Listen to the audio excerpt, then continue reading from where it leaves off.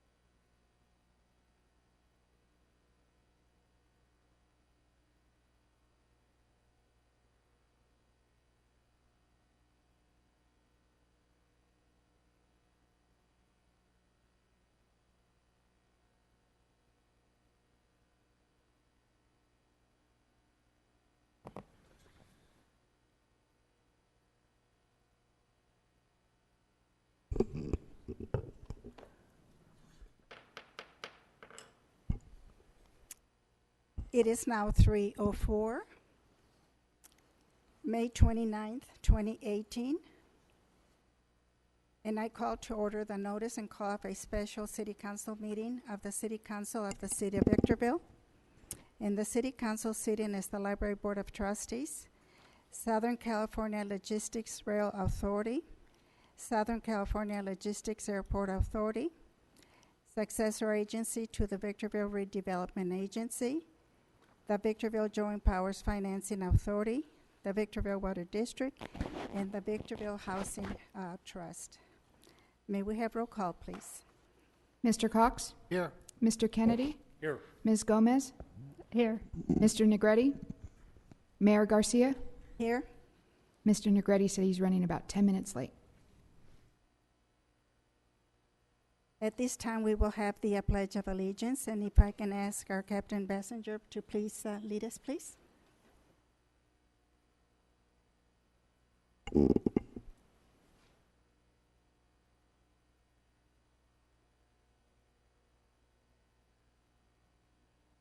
I pledge allegiance to the flag of the United States of America, the republic for which it stands, one nation, under God, indivisible, with liberty.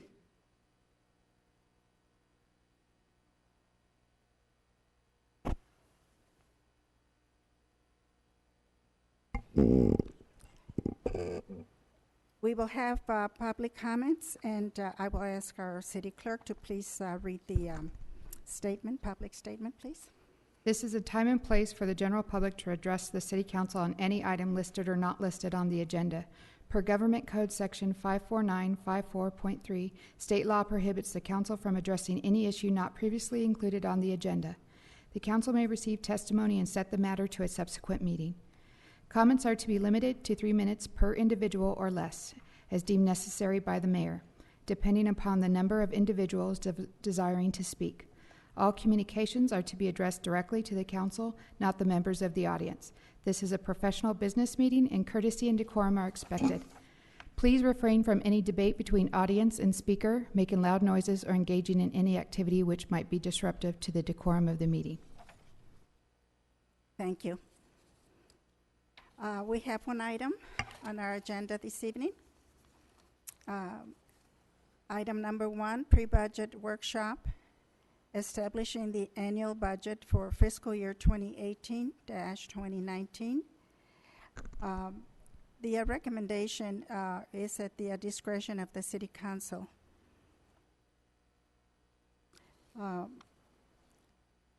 Do we have, do we have closed session announcements at this time? Sorry, Mayor Garcia, no, we do not actually need to go into closed session. We have it listed on the agenda, but there's no need to go into it this evening. Okay. I also have it noted here that there may be closed session announcements. Is there any? There are no announcements, no. Thank you. Thank you very much. So now we have our agenda and for discussion.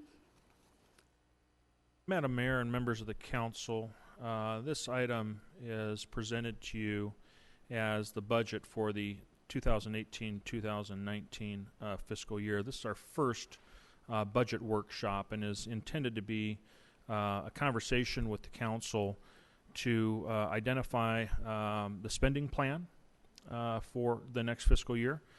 Within that spending plan, it's going to identify over a myriad of different funds, the revenues to be generated and expected, the expenditures to be generated and expected, and it's also to serve as the planning tool for all of your capital expenditures, whether that's equipment or actual projects being built. This year, and bear with me, I think we got a presentation up for you.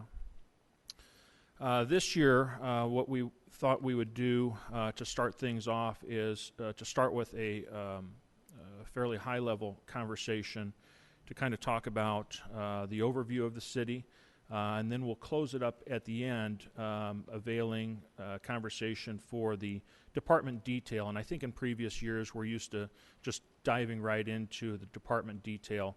And what I'd like to do is give you a little bit of high-level narrative first, and then jump into it.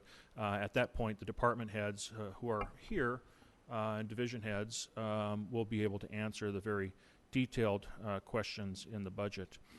And I think before really getting into it, I would like to recognize the staff and say thank you for all of the effort and the leadership that has gone into developing this document. This is not a document that was put together just by the executive team. It required the input up and down the entire organization, and it's a pretty monumental task.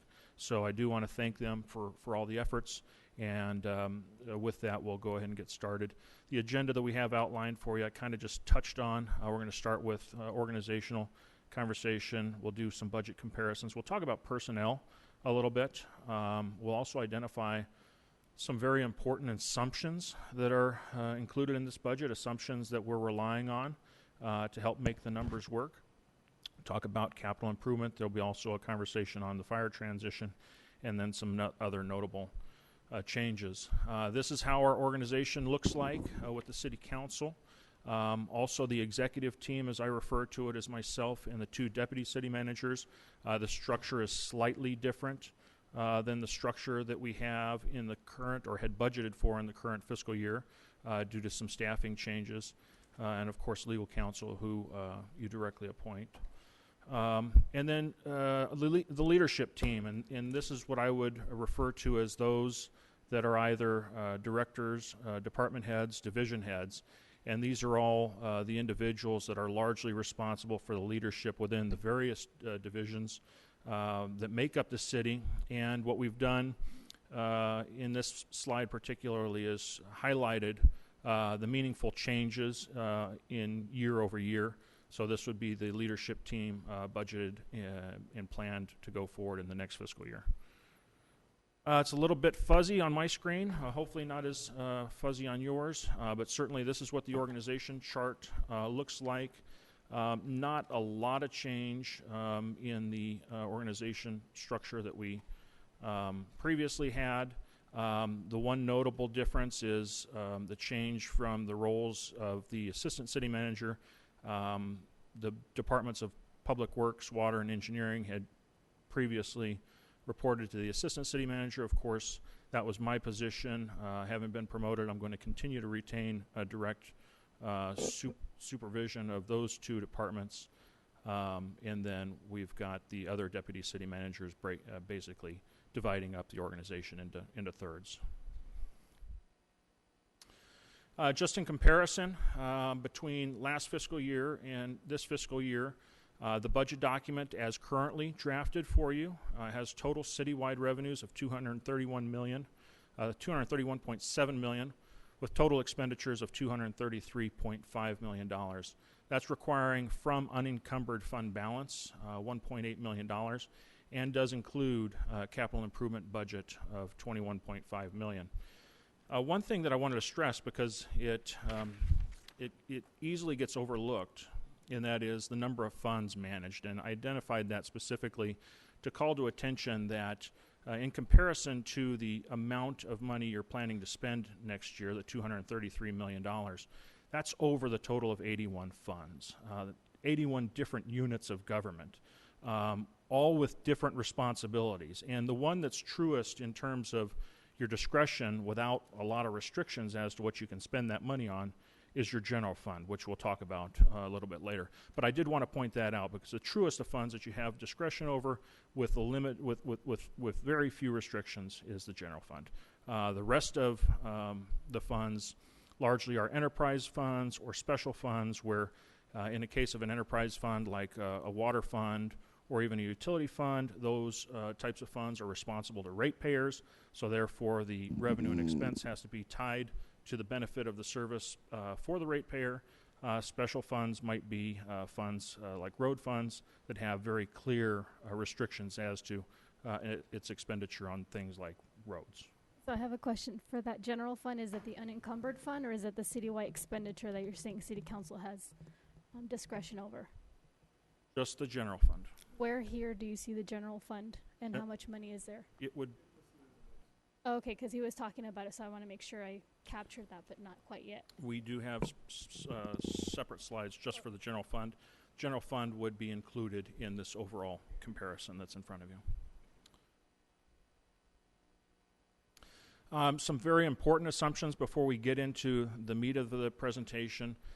These are the list of assumptions that we've identified that if these assumptions prove incorrect, then we would have to recast the budget document and reformulate a revenue and spending plan.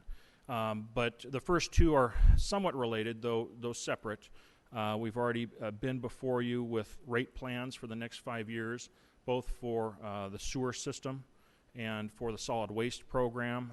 Those are actually out to the public with notices out with a scheduled public hearing for us to review if there is a protest vote. And if there is, we would have to recast. Otherwise, if the rates get approved, those would go forward. And in fact, our budget is actually assuming that those rate increases get implemented going forward. I have a question. For the employees, I'm happy. Personnel cost of living adjustment 3.8. That isn't what I'm seeing. Are we using March through March, the standard forever? Yes. It's high compared to what I'm seeing, but I hope that's correct, and congratulations to the employees. Second question, cost of living is a salary adjustment. The cost for benefits is fairly well fixed. Are they going to continue to be fixed, or does the 3.8 get assigned to benefits in some way also? The 3.8 is the only increase proposed to benefit personnel. All the benefits are budgeted currently in this draft document to remain the same. Thank you. One item that I think largely, and George will get into it in better detail in the latter part of this presentation, but we did call it out because it does solve a cash issue to the general fund. And over the course of this year, digging through a lot of our financial information, we actually did find a pretty large amount of money that was spent from the general fund to start up the VMUS utility system. And so this is an item that actually calls for the repayment of funds to the of money to the general fund to help offset those startup costs. The VMUS utility system has been doing pretty well for the last several years, so we believe it's appropriate to document via loan agreement the startup costs, which we can clearly identify in previous accounting reports, and memorialize that and have funds shifted from the VMUS utility fund to the general fund to help defray some of the general fund expenditures. Keith, question, George, do you envision that as being a correction of a prior period error? I wouldn't call it an error, as opposed to now recognizing that that transaction took place. And so once you see the accumulation of the funds transferring from the general fund to VMIS, and then go on for a period of time, and then now having to recognize it as a liability to be paid back, that would be the exact correction that would be made. I think it was now, and to be honest, this is the concept of this transfer coming back is not just recently come up. I think former city manager Doug Robertson and with staff Janelle and folks from finance have contemplated making that adjustment a number of times over the years, and I think we finally, I don't want to say we finally have legal support. I think we finally asked the right questions to legal to make sure that we were okay and making sure that that was able to be made, that transfer was able to be made, and so. It would be a correction to prior years for the purpose of establishing a liability to pay the money back. While it made sense for the general fund to support that, the creation of that entity, it didn't make sense to have the general fund invest general fund money in that entity. That's correct. I think with all ventures like that, you expect to be paid back. When you actually evaluate the history of the city with all of the interfund loans that have taken place, it's kind of an anomaly that this one was not originally established to come back. Now that and this council has approved a interfund loan policy, and it's been used more than a couple of times, and so I think we are now correcting a past transfer that now. You're going to treat that as an interfund liability at the end of this year? That's correct. So it'll be. The intent is that we'll take that action the same time as the budget to be recognized then, and then it'll go into the books under 1819. Thank you. Is that a partial payment or a payment in full? That'll be a partial payment based on the affordability, based on VMIS's affordability to make the payment. I have a question as well, and it's also with the municipalities. So I was looking at page 3 comparing to the last year's budget. How did the municipalities' utilities become the third largest expense from being the 7th in line with only 11% to a 13% in expenditures? Can you? So, sorry, yeah, I'm not so- tracking your numbers. So if you go to page 3, you notice that the municipalities has on page 3 for the budget expenditures has an 11%. And you go back to 2017, 2018, and you look at the same, and it's a different figure. So to me, it seemed like our expenses for this particular category are increasing. So if you look at municipality page 7, which you probably don't have, that's the budget year for last year. But Municipality is 7%. The 11% number that you're talking about is actually for water, and maybe it would be helpful. We had intended to go through the detail of the budget towards the end, and it might be easier to be able to go through it at that time when we're able to compare just the better detail of what's in the budgets. Okay, so then municipal utilities has nothing to do with BMIS. no, it does. It absolutely does. That is what that is. But just the short answer is this 25.7 million that you see. Mhm. Also, it represents the payment of the initial payment of that loan back to the general fund of $11 million. So is it not correct for me to see that we're doing more expenditures, but the narrative that I hear is that we're doing good? No. That's where I'm kind of So confused. just know that the transfer, the $11 million transfer that we're talking about now is included in that $25 million. So when you look at increased expenditures, the bulk of that increased expenditure is the payment of that loan. Okay, so it's not actually, that's not an operational cost, that's a payment towards the obligation back to the general fund. So if you were intending to try to get an apples-to-apples comparison over the operation, you'll want to back out that number that's being transferred over to repay the general fund obligation.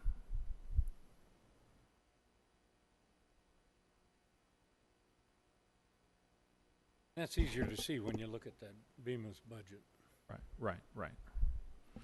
There's going to be a conversation, and we've assumed in this budget document that the fire transition occurs on March 30, 2009, and that's based upon progress made by staff and leadership at the county and the Department of Fire for the county as well. And we feel pretty confident that that's an agreeable transition date. 3 months longer than originally envisioned, but we believe we can make it work to both of our benefits. So that's the target date, and of course the expenditure plan contemplates expenditures through that period of time to where we're actually effectively starting up a department and having potential overlap in payment of services for 2 fire departments. Personnel costs we touched on. A very big one that hits the airport authority's budget and the general fund budget involves the assumption that there's no SEC litigation. And the final bullet is that there's no new litigation, meaning there's nothing out there that catches us off guard that we're not aware of. And that also means that we're not doing anything to invite new litigation. And I bring this up specifically based upon the conversation that we had at the last council meeting dealing with the golf course item and the potential impairment of contracts. This slide actually is shared with you to tell you 2 things. How we compare in terms of full-time equivalents budgeted last year versus budgeted this year. You'll see a comparison of 372 FTEs versus 364. And really this is a result of taking a very, very conservative approach to the positions needed. I shouldn't say needed. Actually, the positions are believed to be needed. It has to do more so with what funding is available and can we afford those additional positions. So we've actually made some position changes downward. We've reduced the number of FTEs at least proposed for this fiscal year. But then secondly, this slide is also intended that in addition to your direct spend, it also contemplates the spend through contracts to police and fire. So you actually have a comparison of 552 to reducing to 544. That would be all of your direct FTEs and also considering those that you employ through contract to the fire department and the police department. One thing we did to help support the personnel changes as we went through budget by budget, and I'll kind of go through this. You can tell me to stop if you see something that catches your eye. But in summary, in the box to the right, really summarizes the overall effect to the personnel changes. That's 9 new positions, 17 deletions, 6 are title changes, and 1 is a range change. Administrative services, you'll find a couple of additions, some deletions. In addition to the city managers category includes the deputy city manager overseeing development services among other departments. The assistant city manager position has been eliminated along with the assistant to the city manager position. Community services, one addition there, a few deletions. This is one of those departments where because of funding constraints we had to just eliminate some of the positions that we chose not to fund this year. Before you leave that, so the range changes for that list that you just gave us was only 1 individual?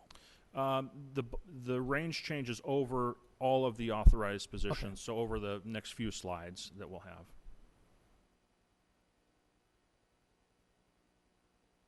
Development Department, additions, deletions, title changes.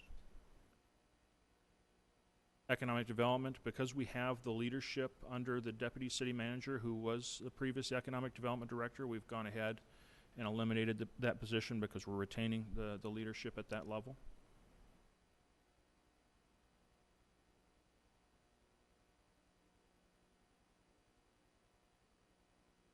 Utilities, we've identified because in my role as the Assistant City Manager, I was serving as the Director over VMIS as well. Because my time is being more constrained for the larger affairs of the city, We've at least identified the addition of a new position to run the gas and electric system that the city operates. That would be with the position of the Director of Utilities.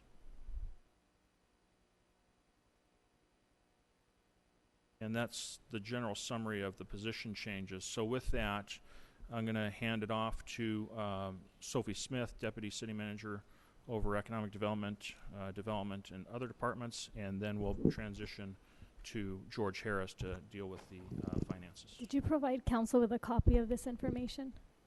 Can. Thank you. Good afternoon, Mayor and Council.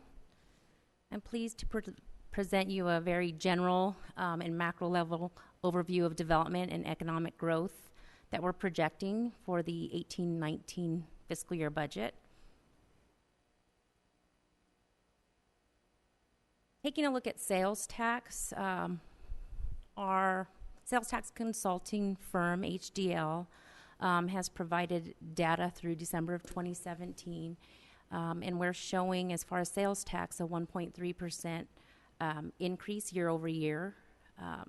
This increase is good despite the fact that our new restaurants, such as The Habit and Cracker Barrel, and some of the multi-tenants that some of the tenants at the multi-tenant facility there on Restaurant Row have not hit the rolls as of the date of this data. So we would only anticipate that to grow a little bit more.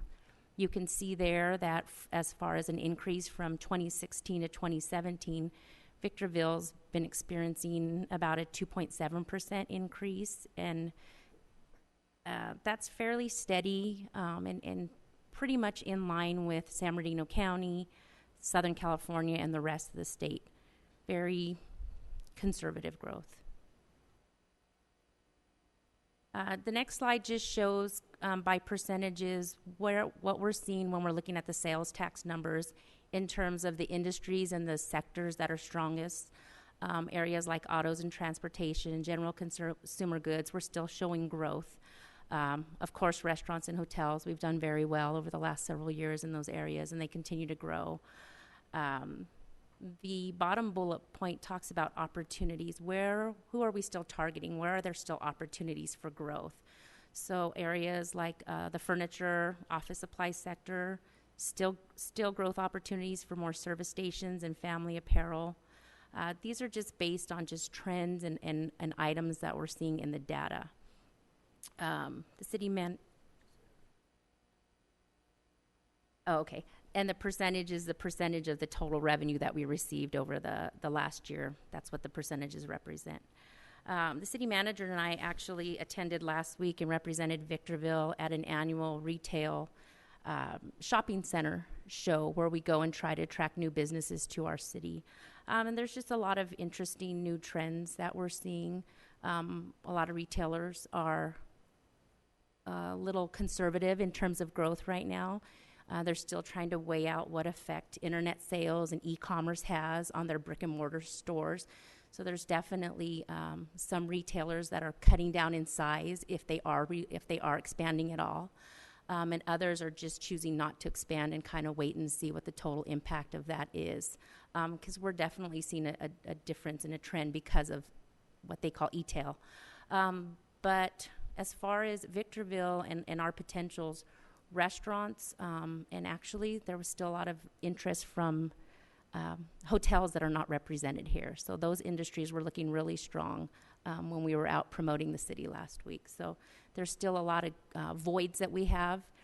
Restaurants and such that are not currently located in the high desert, those are who we continue to target from an economic development and growth perspective, specialties that are not currently here. So we'll continue to do that into 18-19.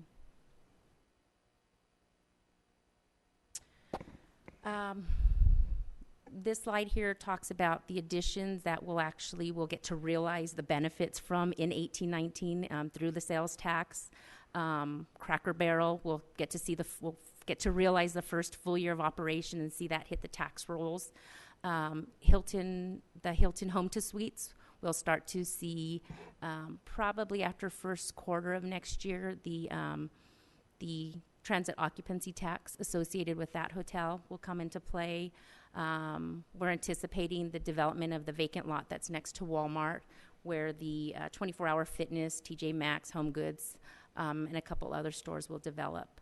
And we also anticipate in the next couple of months here seeing the completion of the Old Town Specific Plan, of course, in our continuing efforts to try to expand retail development in the Old Town area. I have a question, and this is regarding the last slide. I was looking at the sales tax continued with auto being 31 and then so forth. I noticed that on page, I think it's page 6, when you look at the sales tax, that's 30% of the general fund. So I want to know, what are we comparing this to, or to? Is there a city we're comparing it to? I add up the totals and it's 84%. Or is that other little bit extra if there's anything that's left over of it? So, in other words, I see these as major sources for depicting the information, but can you contextualize it? Because I'm putting it back to the general fund because it's 30% of it. But here it's being piecemealed and you're giving me percentages. So if you go back to the slide, so if you just go back, yeah. So, There we go. no, one more. Is that the slide you're talking about, Blaine? That one. Yeah, so what this is stating, of the 30% of our total general fund revenue, sales tax, 31% of that, so one-third, close to one-third of the total sales tax that we receive is attributable to autos and transportation sales activities in the city. So it's Okay. 1/3 of the 30% for the general. Okay, that's what I needed to know. Exactly, Thank you. Exactly. Sophie, how much of the new restaurants just move customers from one place to another, and to what extent do they actually draw new customers from other communities, from off the freeway? I mean, how do we measure that kind of thing? Just Right. trends? What we have seen is, and so that would be a cannibalization of sales from one restaurant to another. Traditionally, we have not seen that. We have actually still experienced growth in the retail, in the restaurant sector when a new restaurant comes on board. So that cannibalization of sales is something we take a look at. Is, for example, Cracker Barrel simply taking a percentage of the sales from Olive Garden, and that we just haven't seen that happen. I think said differently, the pie, the total pie, is getting bigger, is what we're seeing. Means our population isn't growing, so we're attracting from Apple Valley and Hesperia and Atlanta. Become a destination. That's correct, and interestingly enough, just in a change in our society is that grocery sales are not typically increasing. Fast food and restaurant sales are. So just with the trend in society, there's a lot more eating out. And then I'd like to add to that, probably about a year ago, I was at El Tío Pepe restaurant on the corners, of one of our major streets.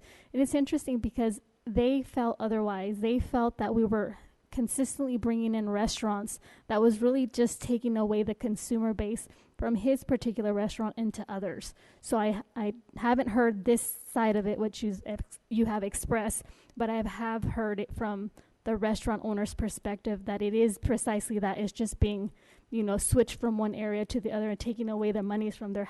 Has anyone ever done maybe a survey or asked around to the different businesses what their perception is? We look at the sales tax growth when a new restaurant comes on collectively, so not as an individual. So we're just not seeing that collectively the numbers going down.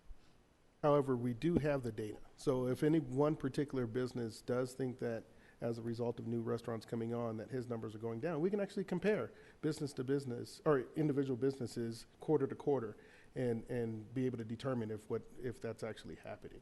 And so if at any time in the future we want to study that more, we do have the data that's provided to us by HDL to allow us to do that analysis. Well, the smaller restaurants, like on Palmdale Road, there's 2 of them. They tell me that, I know for a fact because I do keep books for several of them. And what I see is that their sales are increasing ever since we started opening the other restaurants. So their business is increasing, so they're not losing any money. Yeah, and it's our perspective based upon the aggregate, the total amount that the pie is getting bigger. You know, on an individual basis, there could be 30, 40 different restaurants making up that aggregate.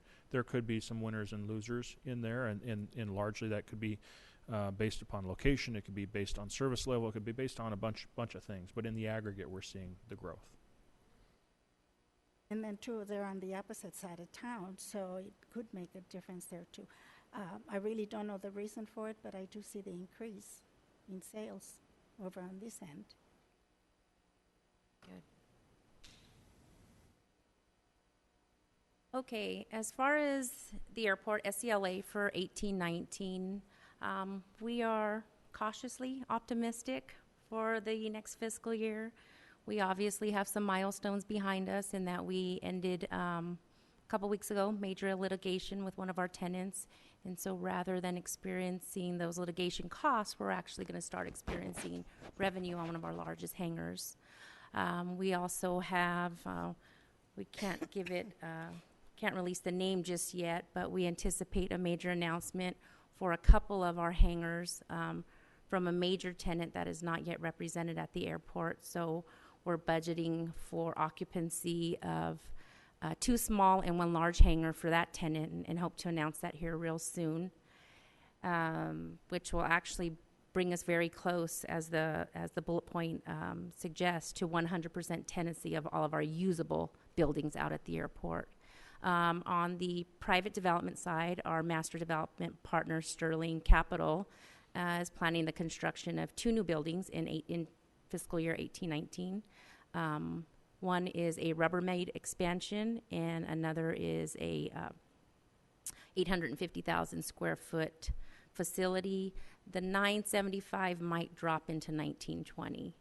And one of the major factors in the airport being able to operate what we project on at least a break-even, if not positive standpoint, is results from the savings that we're experiencing by contracting our aircraft and firefighting services out privately, saving about $1 million or a little less in doing that. And as I mentioned earlier, getting rid of the high litigation costs that we had with the ComAv settlement and with what looks to be something positive in the SEC, and that it's been taken off a calendar. So with all of those, the outlook for SCLA for 1819 is very positive. Finally, just a quick highlight of what's going on in the development services department. As you know, that's made up of the planning, development, and code enforcement, animal control, business license divisions. But this slide here really is a snapshot of what staff has been experiencing on that side. On the planning end, there's been a lot of single-family tract activity in the last year or so. And what we're seeing on the building side, on the construction side, is displayed there under the 2018 column. You can see that for the first quarter, the first 3 months of this calendar year, there have been 100 permits issued. Compare that to the entire year for 2016, where 115 were issued. So our projections going into fiscal year 18-19 are very strong. Based on what we're seeing, we anticipate strong growth in that sector, and about 500 permits to be issued. And of course, that results in increases that you'll see on the line items for the building permit fees that we anticipate to collect, as well as ancillary fees that we anticipate to collect as a result of all of that activity. And in terms of this, do we have like an ordinance or resolution, or do we follow municipal code in regards to businesses or any kind of increases for these types of permits? I was just recently at a business, and they had said, you know, our business license just went up. Do you know about it? And I said, no, I don't, but I will ask. Is the question if the business license fee has recently gone up? Right. No. We're not aware of any business license fee increases. So anything in that division when it comes to not just the word permits? I know there's other categories like forfeitures, that division. Has there been any increases? Any changes in rates have to come before the council, and as it relates to development services fees, which are permits, development impact fees as an example, Cost of service fees. cost of service fees, those all have to come back to the council and get approved. And right now, we don't have anything planned for the fiscal year as it relates to development services fees. So then once again, under licenses and permits, fines and forfeitures, there has not been an increase. No. Not in the rates. Okay, I'll just have to ask to see what that rate increase was, if it's actually permitted or if it's something else. There's no rate increase proposed. Now, if it's business license, there's a scale dependent upon a number of variables that if a particular business is seeing a change, that could be the reason. But Like an increase in the number of employees will prompt a business license increase, things of that nature. We are, however, we have discussed and have put a few dollars into the budget to start looking at whether or not we are actually capturing true cost of service in the development department fees, because they have not been looked at for, I believe, about 10 years. And so we do have that activity and that look planned for the 18-19 fiscal year. And then any results of those would actually come back to council for approval. Sophie, those projections for 18 and 19, that's based on permits issued? That's correct. Do you have any idea what sort of price range those houses are going to be in? Any idea? What we're seeing is the high 2s and the low 3s. Correct. That's correct. Really? Yes. Can you give us a rough idea of where they're going to go? The last two, or the two tracks that I know of that are currently actively under construction, are just east of the 395 in our city limits, in that area, that west side of town. there's also a large active tract at the southwest corner, basically the southwest corner of 395 in Bear Valley. That's fairly active right now. Thank you. For the development services, is there anything that we follow in order to maintain a pattern of consistently increasing whatever's going to be increasing, rather than saying last 10 years we didn't do any increases, it's time to look it up? Because I know when this comes to the general public, it just doesn't sound, and it doesn't fare well. It's almost a sense of, mind you, irresponsibility to keeping everybody abreast of what is taking place. And another thing is this related to the 14% increase that developer building permits are going to be seeing in this next year as well? And how do they feel about that? I'm not familiar with the 14% So right development here under fee increase. page 8, it says these revenues represent 3% of the general fund revenues and are projected to be 14% higher than 2017-18. Mainly due to the increase in developments building permits. The estimated amount for fiscal year 2018-19 is... That's activity driven. So if you, going back to the chart that Ms. Smith has, and in fact it's the chart that's in front of you now, if you can just look at the trend of activity, and what this chart is telling you is just for single family alone, not commercial or multifamily, you're seeing an upward trend in the actual activity. These are actual homes being built. So the unitary amount of homes being built is an example of what's driving that number up that you're talking to. It's not an increase in the cost of fees. We don't, again, have any plans in this budget to increase the fees. We do plan on studying the fees because we can't just arbitrarily charge an amount unless it's supported by the actual cost. So we do have effectively a time and motion study that's envisioned for the upcoming fiscal year, where we're going to actually look at the costs associated with issuing a particular fee. And then again, the results of that will come back to the council for consideration of adoption.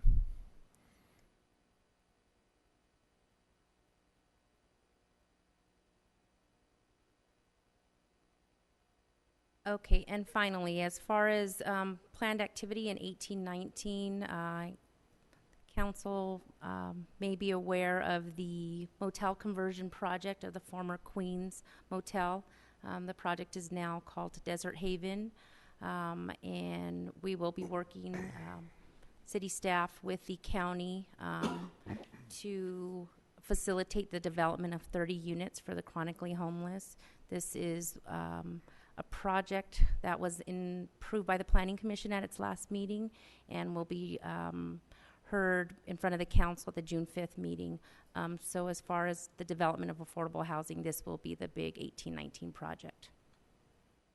I have a question. In terms of the homeless services and our expenditures, where in the budget, so I'm thinking page 156, are we looking for any allocations? And I'm thinking from which funds and through what means are we addressing homelessness? The conversation should include not only the negotiations with the county, but the HOPE team and that one-way transportation ticket and any other information that I'm not aware of.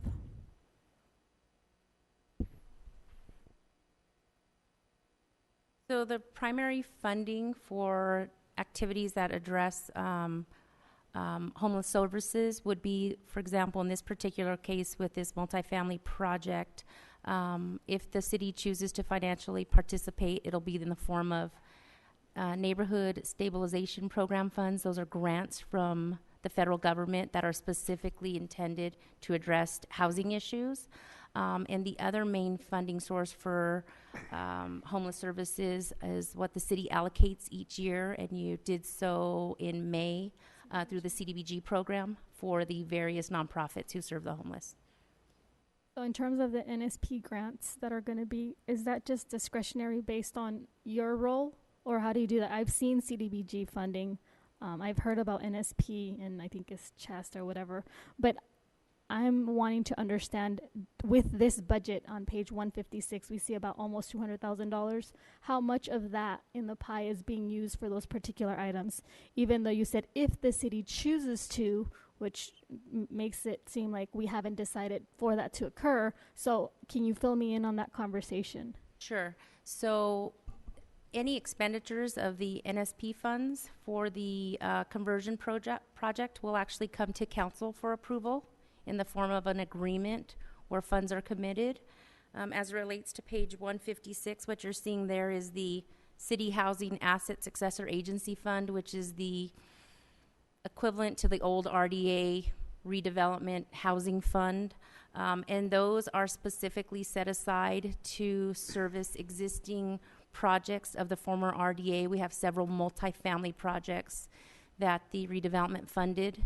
And they require annual and quarterly monitoring for monies that were lent and for monitoring of affordability. So those funds are actually spent on those projects, not necessarily homeless projects.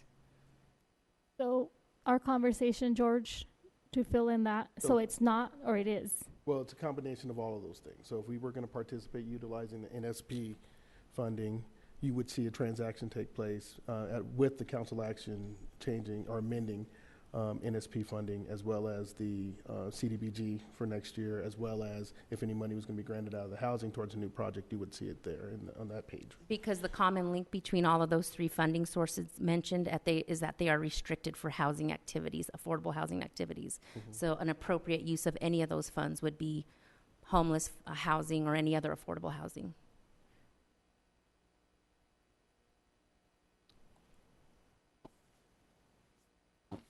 With that, I will turn it over to George. So in these next few slides, Mayor, Council, is really just a breakdown of the information previously mentioned by City Manager. Overall, the general fund or the overall city revenue is $231 million, $233.5 million in expenditures. And when you look at the expenditure side, operations and maintenance makes up 44%. Personnel overall is 18%. And then you have capital, 9%. Debt service is 13%. And this would include all the debt service out at the airport as well. And so forth. George, are the pass-throughs property tax revenue that's coming in on debt to cover debt service under the RDA bonds? That's correct. The detail of the pass-throughs are actually listed in the chart here. So if you let's get right into it. But it's related to the debt service. That's correct. That's correct.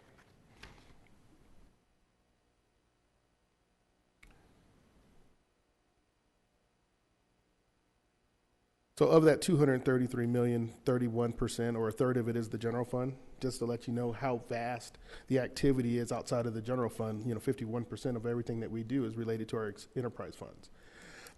You have the airport, you have all the utility operations.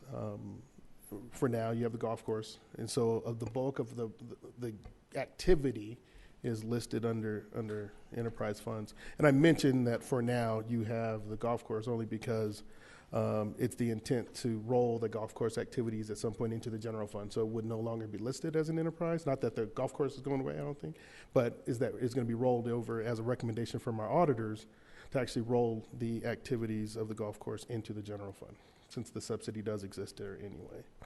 Hasn't that been occurring?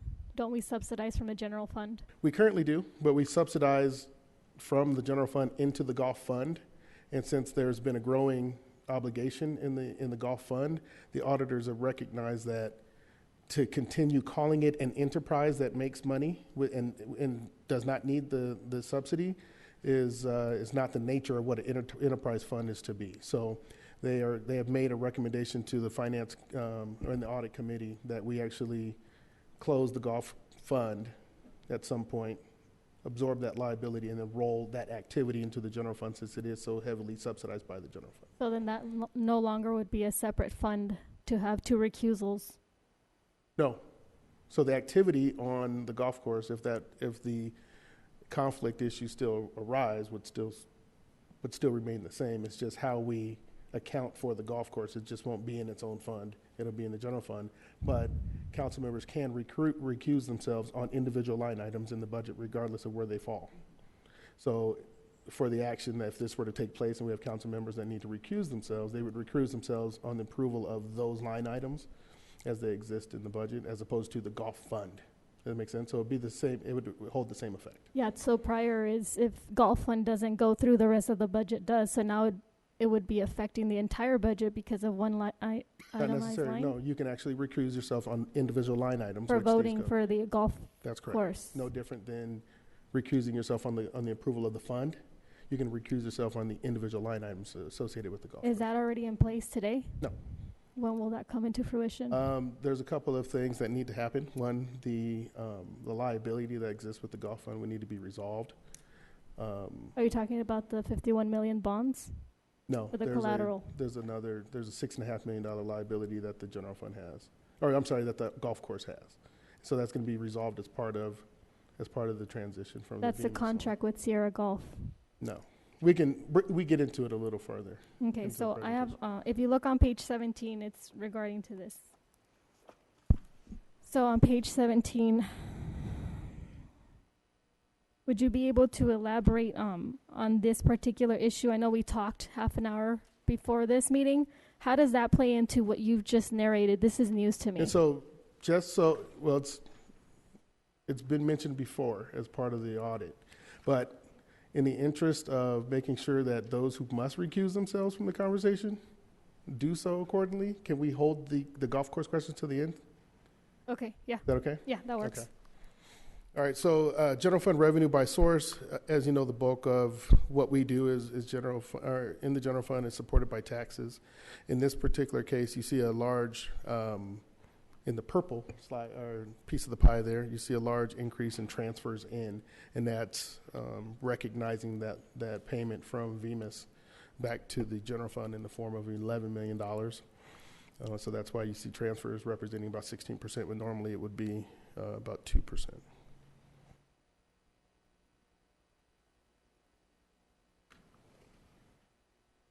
So after a few years of seeing some growth in our major general fund revenue sources, we are still optimistic that growth will continue.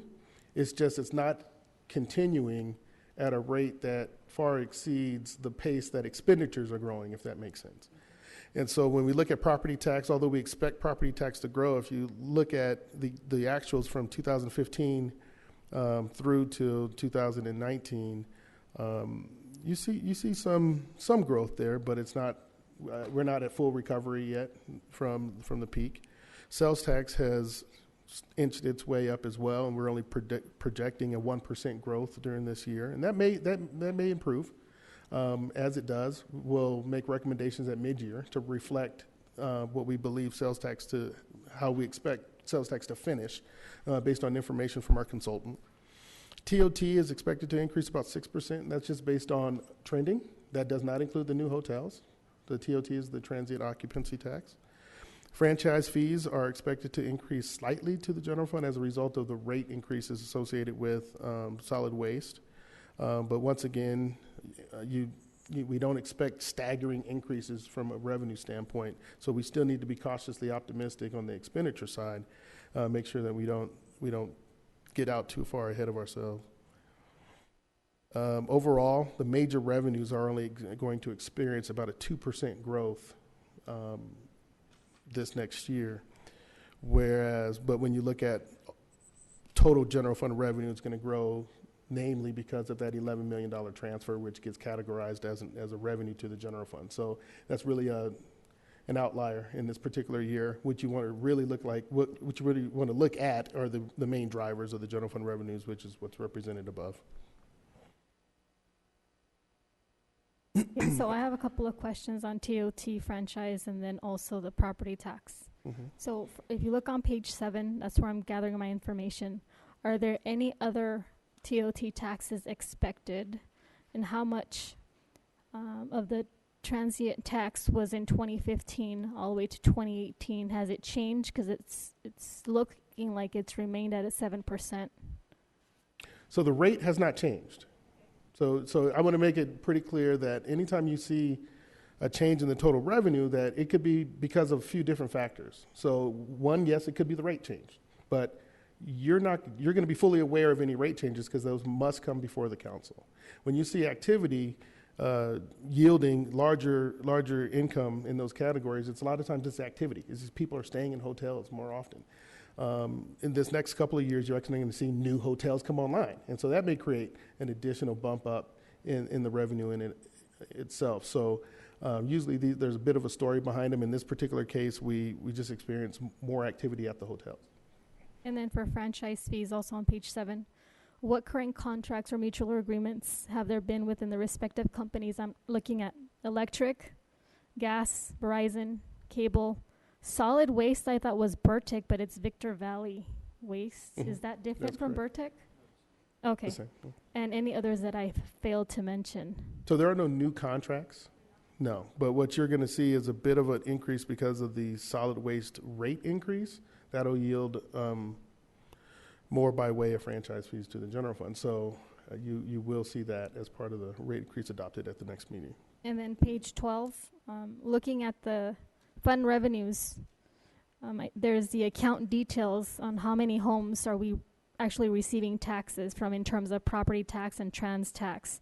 And does that property tax include other sources like commercial, industrial, family size units, and anything else, or is just residential?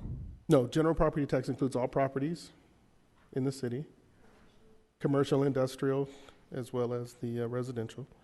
The property transfer tax is the tax that's paid at the time a property transfers ownership. So that will fluctuate with the activity of sales in the city, but it's generally about the same amount. Mm-hmm. On the expenditure side, 62% of the general fund is public safety. We're going to get into a little bit more detail as to fire and the transition, and police. Police were experiencing a bit of an uptick this year as a result of increases of their cost, and that's been presented to the council just a few weeks ago. But generally the bulk of the general fund is public safety, followed then by community services, and then general service, admin services, administration, and so forth. All those details are in your books, starting on the administrative services page, which is 36.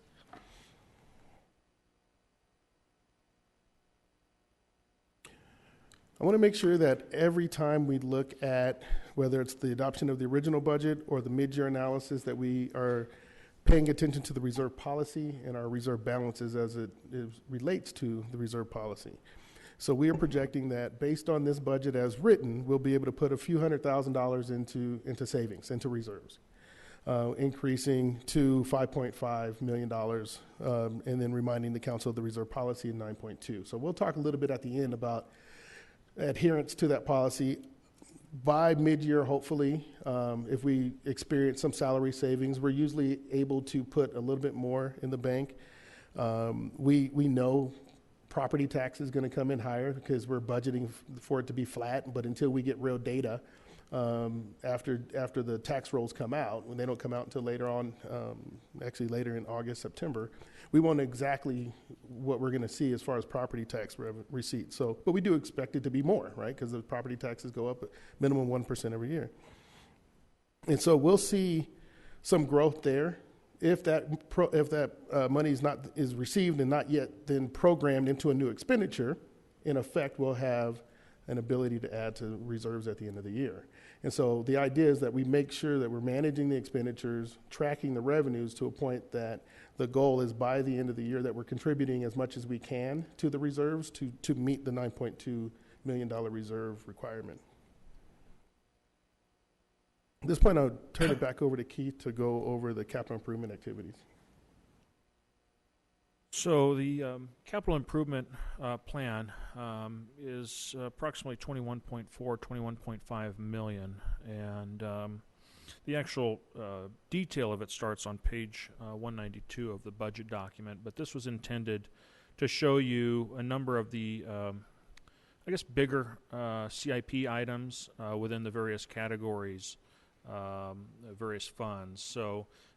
As it relates to street projects that are notable, certainly one that we're looking forward to is a Safe Route to School project, and that's basically creating enhancements, eliminating some of those missing links by installing sidewalk so that there are smooth pathways to, in our case, 7 schools in Victorville. Not all of them, but certainly it's a start, and that's largely funded with a grant. Square mile pavement, that's one of our big pavement rehabilitation projects. That's just north of Bear Valley Road and east of I-15. 7th Avenue is in desperate need of improvement. That's another one of our big improvements that I believe is going to rely on SB1 funds coming through. You can correct me if I'm wrong later in the presentation, Brian.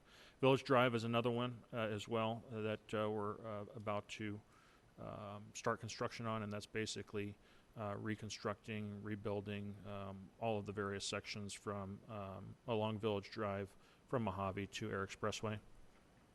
Mojave River Walk is another big one. Airport, we're actually under construction right now, and that's the reconstruction of your north-south runway, which is the 15,000-foot runway, and that's expected to be completed sometime in 2019. We have some open space improvements. This is kind of a carryover, but we did break ground last week on the 7th Street median project. The largest of the expenditures will hit in the next fiscal year. And then, of course, the skateboard park, which we just recently approved, that will we're envisioning starting construction in the next fiscal year. Yes. Go back one slide. What is the difference between the 7th Avenue Street 7th Street and 7th Avenue? Sorry, strike the street. Yeah, I think it's just 7th Avenue is. What are we doing there? We're actually going to be doing some reconstructing and some roadway widening, I believe, up to Arrowhead. Including Arrowhead or no? Including Arrowhead. It joins Arrowhead, right? Right. Yeah. Okay. Got it. Thank you. With the rate plan that's been before you, we've identified, resulting from having done a very extensive camera survey of the inside of the sewer main system, we've identified a number of structural repairs. So in this fiscal year, we've budgeted about $1.5 million to undertake a number of those structural repairs to try to get the system repaired and stout again. Water improvements, as you can see, and those are all rate study supported capital improvement projects. There's some minor but major to the rail system over at Foxborough. minor in terms of cost, but there's some rail tie, I think that's supposed to be tie replacements, basically to strengthen the rail system due to wear and tear to that system over the time it's been used. And then we have some gas switch replacements, and these are the gas switches that are actually in the electrical vaults, and it's a safety improvement project for our electrical system out at the airport. So that's just kind of the highlight of the CIP. The better detail is in the budget, and then we're going to transition it over to talk about fire and where we're at with the fire transition. All right, so a bit about making sure that the council is updated with the latest information. This is just another opportunity during the presentation to talk about where we're at in the transition, as well as update. And we actually have new information that came in even after we prepared this PowerPoint presentation.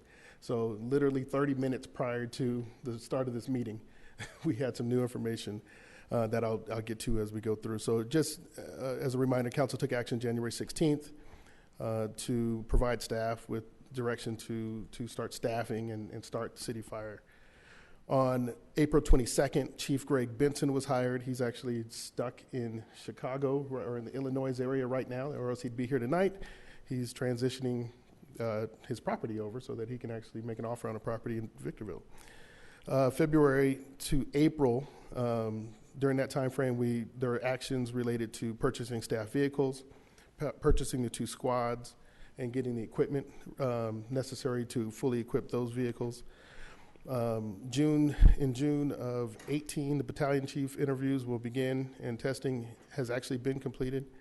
The first wave of testing has been completed. They're going to go into a 3-day interview / technical testing phase on June 11th, 12th, and 13th. So we have 12 applications, I believe, and for battalion chief for the 3 spots. So we're actually getting volunteers from town of Apple Valley Fire, as well as Barstow, where they're coming down to help us with a large-scale process where we're actually taking battalion chiefs through the process of the final selection. And an action to approve the purchase of 2 Type 1 engines will be coming before the council during the month of June. One of the new items that just occurred minutes before coming to the meeting is that we got the division chief to accept the offer to come to the city of Victorville. So he's flown out from the state of Montana, which is where he lives now, and he's here. He's spent the better part. We had dinner with him last night with he and his wife, and then I gave him a tour this morning, and we've come to terms on an employment contract, and so he is expected to start. He actually just gave me a date of July 2nd where he'll start. Another new item to the group is that we're expecting within minutes the final draft of the 9-month contract with County Fire. We've been negotiating back and forth the actual terms of the contract and the language in the contract for the last, I'd say, week or so, Andre.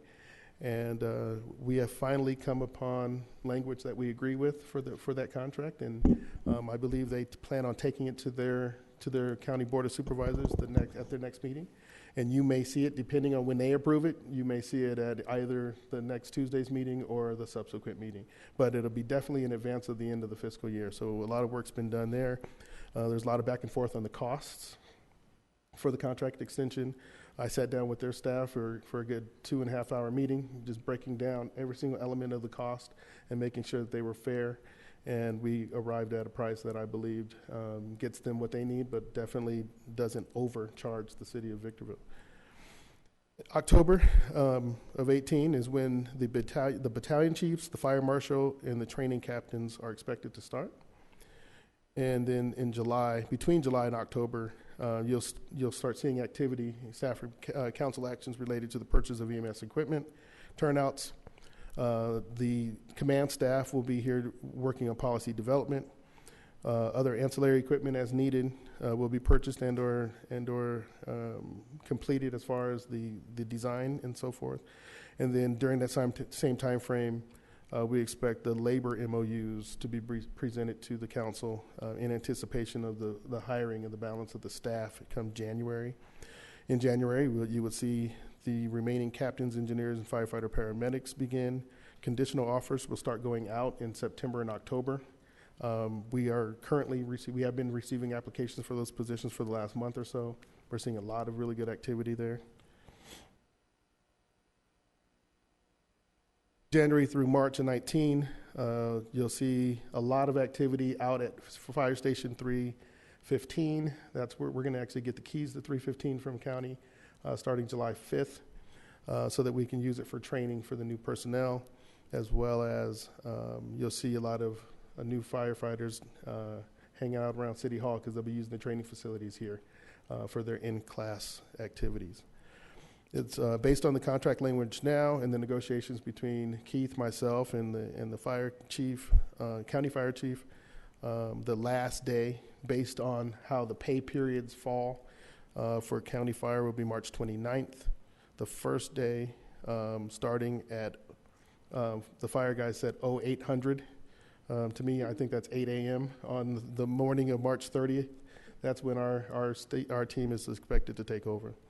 So the current staffing plan, as you see it, as it's written into the budget, is in City Hall. You'll have housed the chief, the division chief that accepted the offer today, the fire marshal, the training captain, the EMS coordinator, and the admin secretary. So they'll be staffed here at City Hall.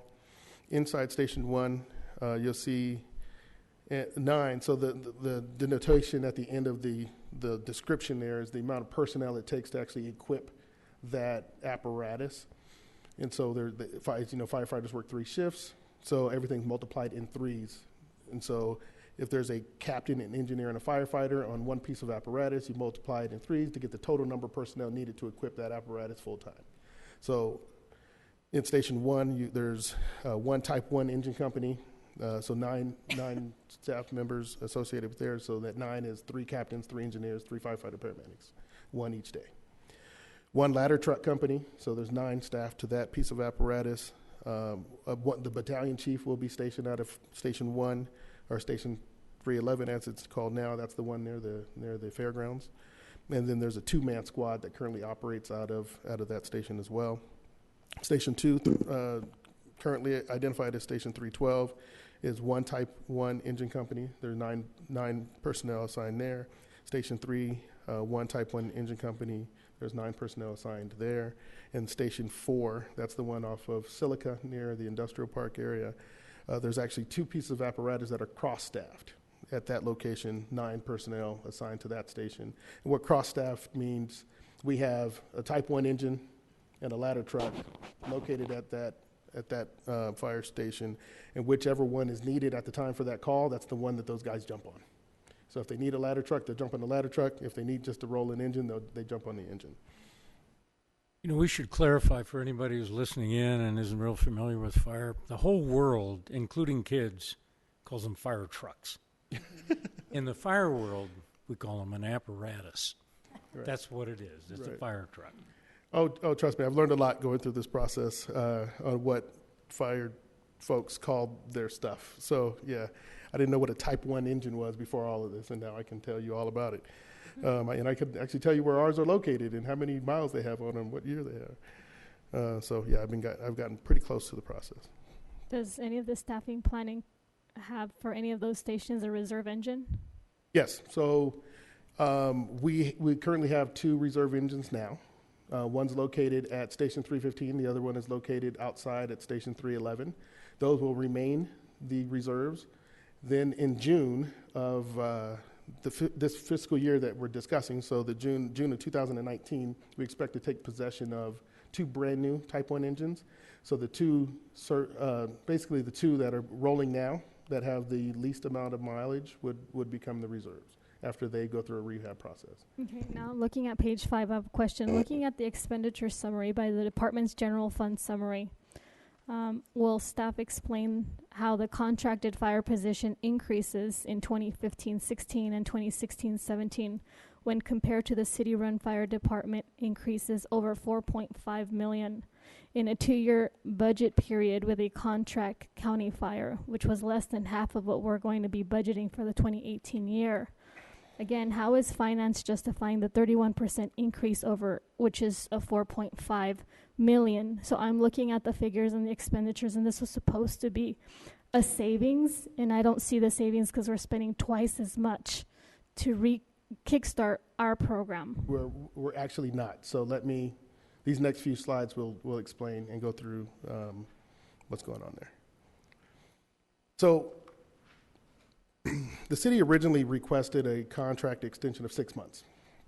The county countered with a 12-month contract extension. The total cost of that contract per month was expected to increase about $1.5 million over what we paid in fiscal year 17-18. Through the negotiations that have taken place over the last few months, we finally got to a dollar amount for the 9-month period that I just believe was fair based on the representations made by the county.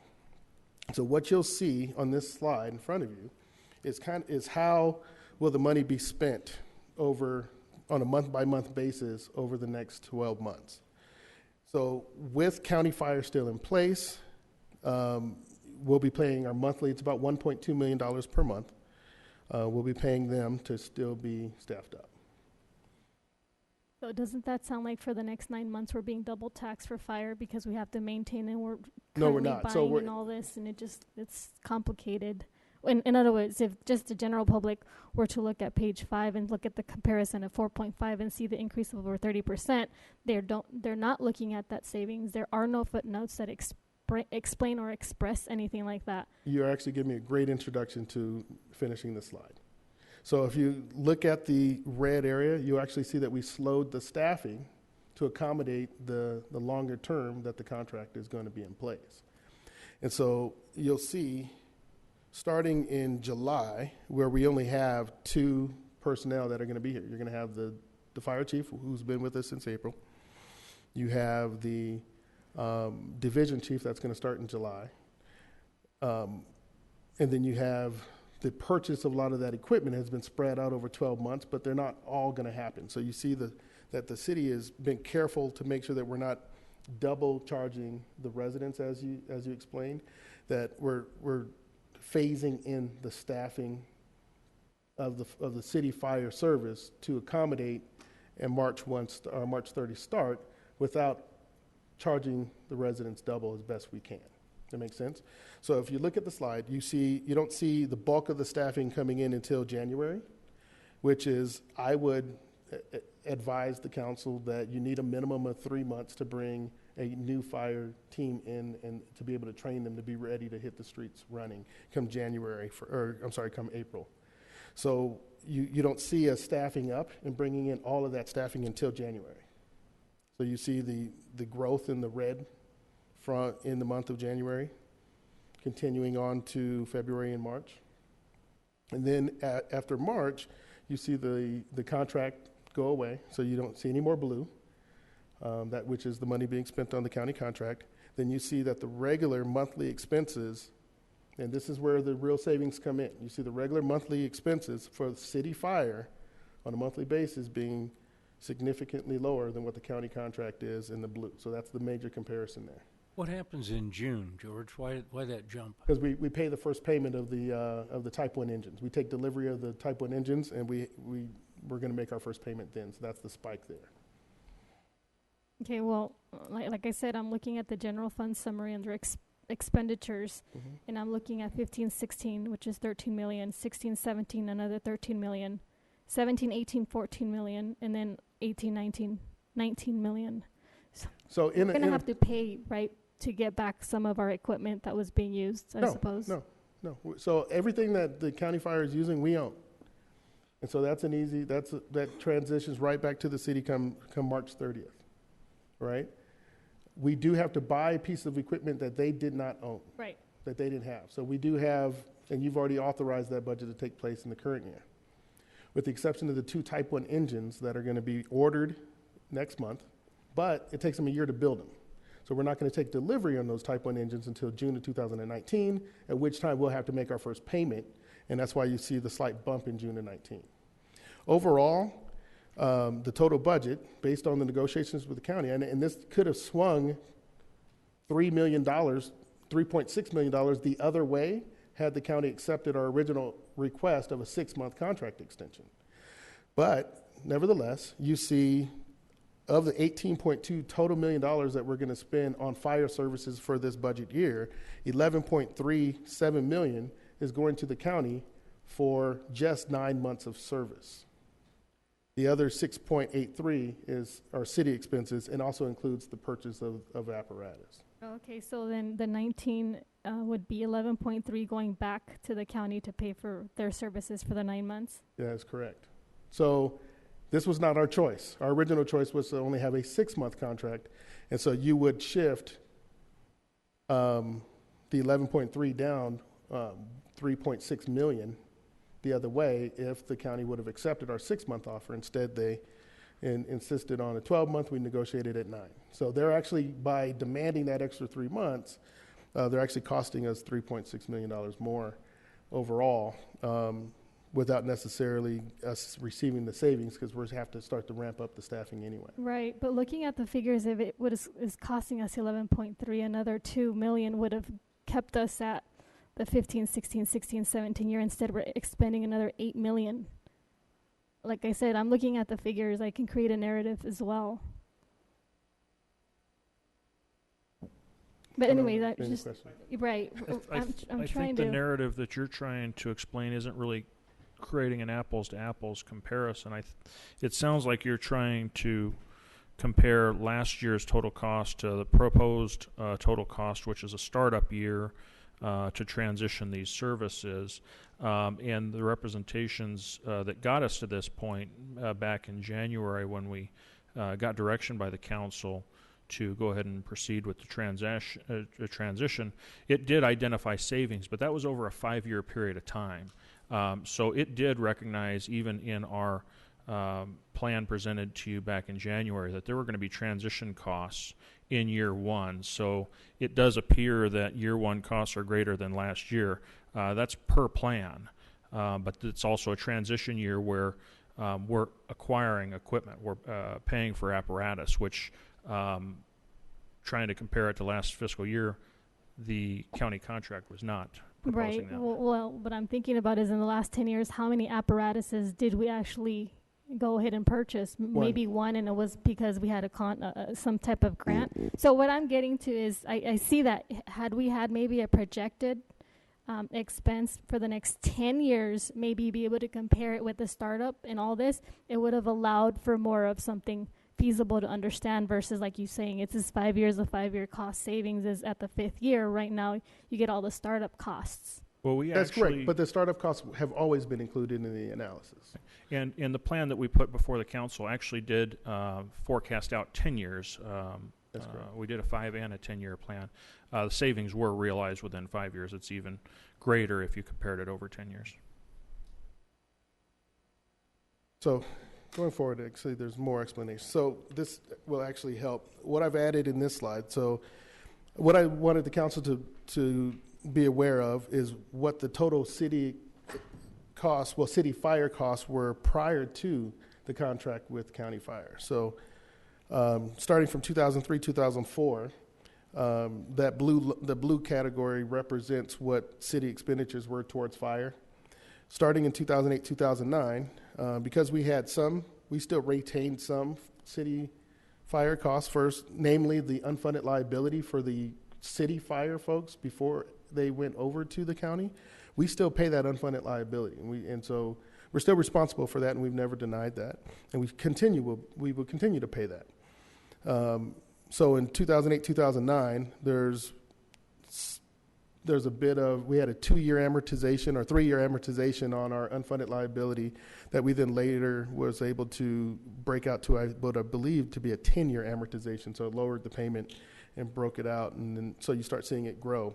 But in essence, from what I understand, the cost, even in the first year transition to county fire, was more than what we were paying for city fire at the time. And is that also including the amortization that you're talking about? If you expand it, because don't you have to still pay like some kind of fee where it's compounded interest and all that? Even though we elongate for long term as 10 years, you're spreading the money, but it's costing more at the end. So are you considering that as So well? that number, the amortization of the unfunded liability of our prior employees, our prior fire employees, are built into these numbers, and that's represented there by the blue section in each one of those years. So we've experienced increased spending in the cost for the service since it's transitioned over to County Fire. In 2018-19 is what you see represented there is you see both of the lines representing the transition of County Fire's cost for the 9 months plus the cost for the city. But what we really want to pay attention and compare is taking out the transition year, which is the year that's being proposed to you. We added in the expected cost for 1920. And so what you really want to compare, if you want to get a true comparison, is 1920 versus 1718. So the last full year of county service and the first full year of city service, it's about a $2 million reduction in total cost.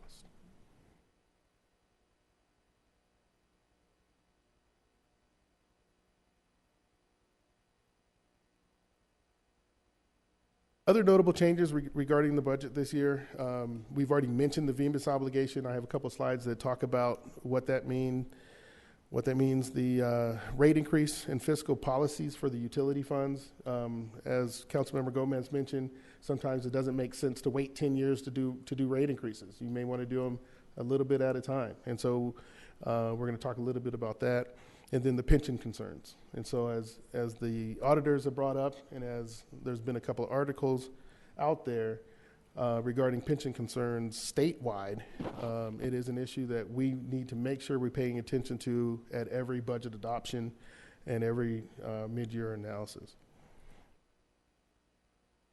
First, starting with the VMIS obligation to the general fund, these are the years recognized where the transfers from the general fund actually took place to support the startup costs for VMIS. Starting in 2003 and then running through 2007, 2008, a total of $17.8 million was transferred over, thus creating the obligation that we'd like to recognize that's due back to the city. This year, based on the affordability of VMIS, we're only recommending a transfer of $11 million. But the balance would be expected to be made up over subsequent years. Council, to do so, council must approve the promissory note and repayment agreement in compliance with the city's adopted interfund loan policy.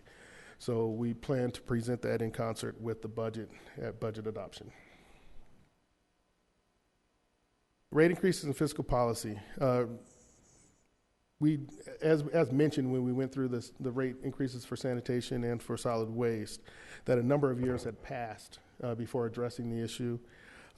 It's the opinion of this management team that we pay better attention to that and make sure we don't get further behind. So as we are approaching the subsequent years after the initial 5-year period that will be covered in this latest rate increase, we'll make sure that we're conscious about staying on top of those notices.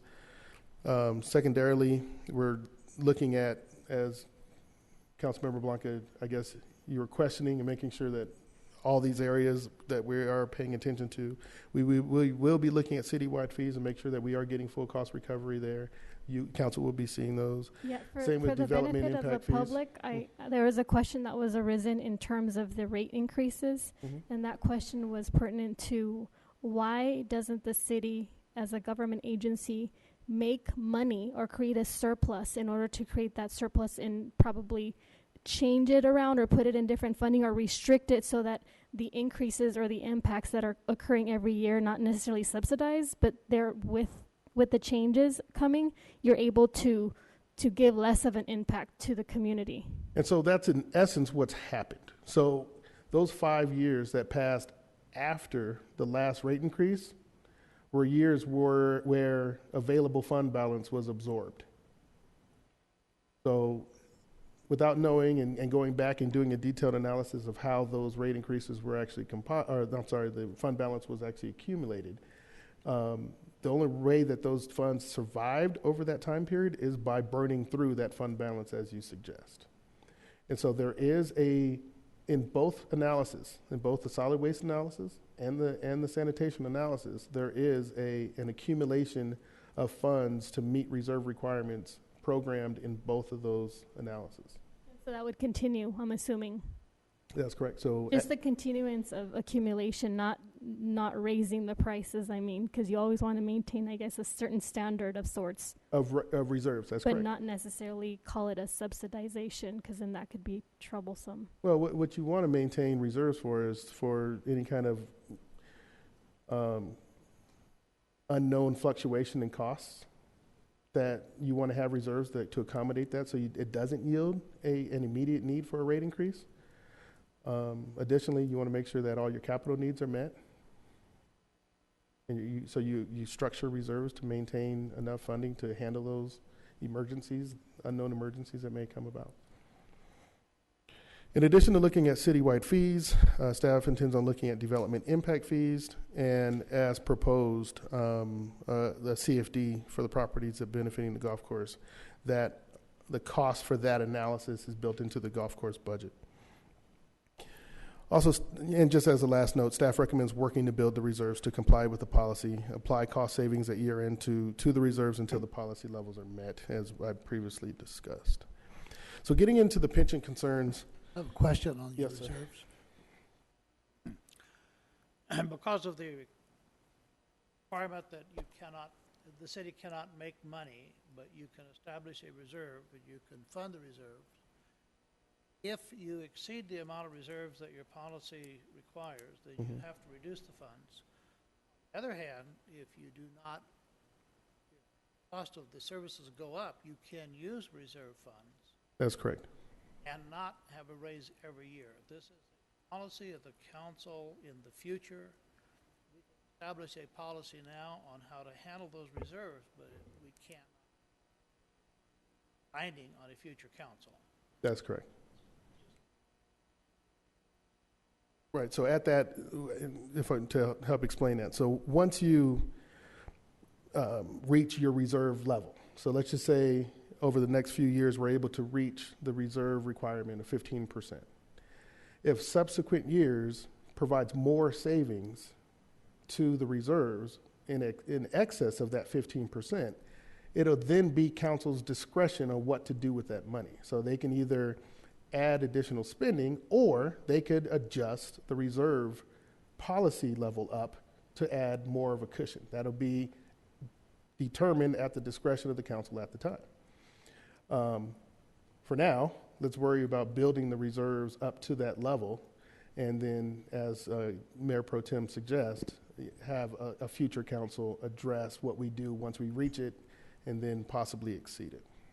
But our reserve, didn't we say that's 15%? When we talk about a reserve, it's the reserve. It's not multiple fund reserves that we're talking about. It's just one generic Right now, we're one? talking about the general fund reserve. Okay, so Yeah. if we're talking about one generic one that would cover like the costs of increase and potentially subsidize the water or the solid waste. And so they would all maintain their own individual reserves. Okay, that's what I was asking. If there's one for the general fund, or is Right. there several for every category? Do you create that? Because I'm talking about the general fund reserve at a 15% cap. Mhm. But as council, we can say, well, instead of 15%, we want to go higher. But now you're saying that we can do that for other enterprise funds or other categorical funds? That's correct. So your Okay, I didn't know reserve that. policy could address all the funds individually, or it can address them all in one rate. So if the goal is to maintain a 15% reserve on all of the funds, then that would be set by the discretion of the council members. So we can and do, and where we do have different reserve policies are with the utilities. The water district is one, for example, and we've established as a part of the rate plans for both sewer and solid waste, where there's effectively two reserves: an operating reserve, which establishes a 90-day operating cash reserve. The target there is to have 90 days of cash on hand in case revenues don't come in. You've got some cushion there. You also have a percentage of net assets, net physical assets, in the form of a capital reserve. So we currently do that different than the general fund. So each fund, and just as I mentioned at the start of the meeting, where we've got 80 or more funds, each of those can have their own reserve policy if you so desired. And actually, some of them cannot have a reserve because it's really just we're tracking restricted revenues for a single purpose. And, if, like, for example, our Measure I funds, once we receive that money, we're expected to spend it. We're not expected to hold any back. So is that information on each tabbed item? No, but I can get you information on the reserve policy and how that's written now. Thank you. Yeah. So getting into pension concerns, it's no surprise that through whether you're at the city of Victorville or the county of San Bernardino or at any other agency in the state of California, pension costs will continue to rise as actuarial assumptions change, as performance of investments change, as funding levels and funding and contributions change, as the census of who's in the system, as that changes and fluctuates. All of those assumptions go into determining what the eventual liability or the outstanding liability is. That outstanding liability is compared to the amount of assets in the system. The difference between the two represents what's defined as unfunded liability. As CalPERS writes policies, the goal is that over the next 15 to 20 years, and actually we're probably in year 4 of 20, that agencies, through their funding, will pay off said unfunded liabilities and come to a point where there no longer is unfunded liability. That is the goal of all pension programs. County of San Bernardino has separate policies than CalPERS, but they're all subject to any legislative changes that take place at the state level. So we all have to play by the same rules, in essence, from a legislative standpoint. So when you look at what can we do to hedge against the growth of these pension costs, one thing that we did that was very intelligent is that we maintained the 2% at 50 pension plan that we have for our fire service. So as we transition from city fire to county fire, we maintain that plan with CalPERS. And so what that does is it actually enables us to enroll members back into the 2% plan, which is what's expected. And actually, our fire chief, Greg Benson, is the first enrollee in this new year to that pension plan. So fundamentally, at its base, our plan is more affordable than any 3 at 50 plan, whether it's the counties or in other cities or whatever the case may be. Fundamentally, our plan is more affordable. I have a question. Will the council or we bring into discussion in the future how employees contribute more to that pension plan? Is that, I know we talk about it in the California League of Cities and the committee that I sit on, but we haven't had this discussion here. Currently, the policy of the city of Victorville is that all employees pay their employee contribution. So for classic safety members, they pay 9% towards their 9% employee share. For the miscellaneous employees, they pay their 8% share, so they make a contribution. And for the PEPRA employees in the county system, they're defined as Tier 1. It's anyone hired after January of 2012. They pay 1/2 of what the calculated normal cost is, so the amount of their contribution will fluctuate from year to year based on the calculation from CalPERS. Any discussions on asking them to contribute more is definitely a discussion that could be held by the council. But once you see these numbers, we can determine if that's necessary. So looking at what pension rates have done over the last 10 years, and I just namely picked those 10 years because I'd like to look at things in a 10-year snapshot. The CalPERS miscellaneous rate experienced a bit of growth. It went from about 12% to about 22% in a 10-year time frame. Comparative. When you look at the Subsera safety rate, it grew, and this is as a percentage of payroll. So for all of these examples, I'd like to just use the example of the employee that makes $100,000. So for simplicity's sake, you can calculate what the real true dollars are that would be paid on that employee's behalf towards their pension. So in 2008, a miscellaneous member with the city of Victorville, the city would have contributed about $12,000 for that towards that employee's pension, so about $1,000 a month for that employee. In 2018-19, it'll be about $21,000. So it just about doubled. In the case of the county, And we're paying these rates. So I just want to make sure that everybody is very, very, very much aware that the city is responsible for paying these rates through their contracts with the county. It started out that their safety rate was about 27%. Over that same time frame, that rate grew from 27% to 65%.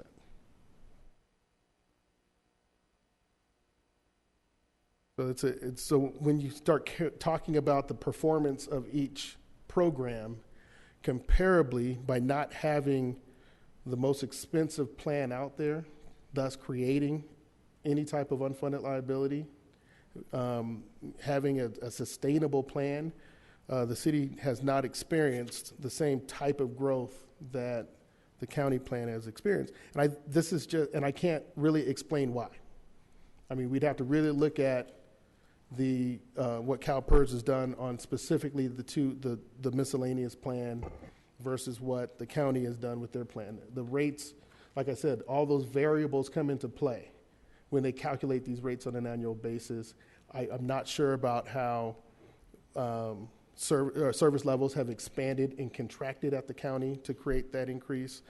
I can show you what it's done locally as far as our FTEs and what we've done or had to do to accommodate the increase. But those rates are this is just the historic tabulation of what the two programs have done. George? Yes, sir.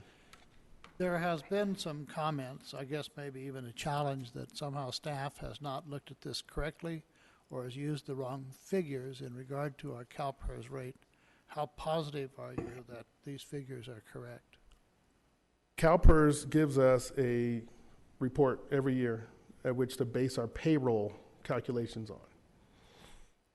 To back up the CalPERS miscellaneous rate, we have an actual attachment that's mailed from CalPERS that's sent to the city on an annual basis to verify those rates. And then my staff has actually gone back and asked and spoke to the staff at the county to verify the 10 years of rates for the county, as well as those are published rates in their system as well. Thank you. I have a follow-up question. Mm-hmm. I know we're looking at the budget 2018-19, and I've come to know that it's merely a forecast looking at historical figures, gathering data from HDL. Mm-hmm. So are we doing that same type of analysis with the pension rates, or these are actuals rather than approximations? So what you have before you is 10 years of actual rates being charged and what we've been notified that are going to be charged for the 18-19 year. They get us those rates early so that we can produce our budgets. And so these are actual rates that we've been provided by each agency. On the sheriff's side, and the real purpose is that I just want to make sure that when we talk pension costs, it's not just what we're paying for our employees that have City of Victorville badges. You have to aggregate pension costs that we're paying through the contracts as well as through directly to CalPERS on behalf of our direct employees. And so I just added, in order to aggregate the total amount of pension costs that we pay on an annual basis, I've added in the sheriff. There's no offense to the sheriff. Just I want to make sure to ensure that we're telling the entire story. I want to make sure that you have all the information. And so as you see in this chart, the line graph represents the number of FTEs. So how many employees? So it could be skewed if you don't recognize the amount of employees that's being represented in these numbers. And so that chart of that line represents the number of FTEs. For all intents and purposes, we've had about 120 sheriff staff in the city for the last 10 years, with the exception of a few years, right? But the cost of pensions associated with those 120 have gone from about $3.2 million in 2008, 2009, up to $8 million in 2018-19 for the same staffing levels, give or take, right? And so if you're starting to calculate how much we're paying in pensions citywide, if A plus B plus C equals that total number, you want to look at, so the A would be this $8 million associated with the sheriff contract. On the fire side, 1.1 million is what we started out with in 0809. And then we've added in the unfunded liability. So the red in this chart represents the unfunded liability that the city's paid on behalf of its old employees for pensions. So it's only fair to include that total number.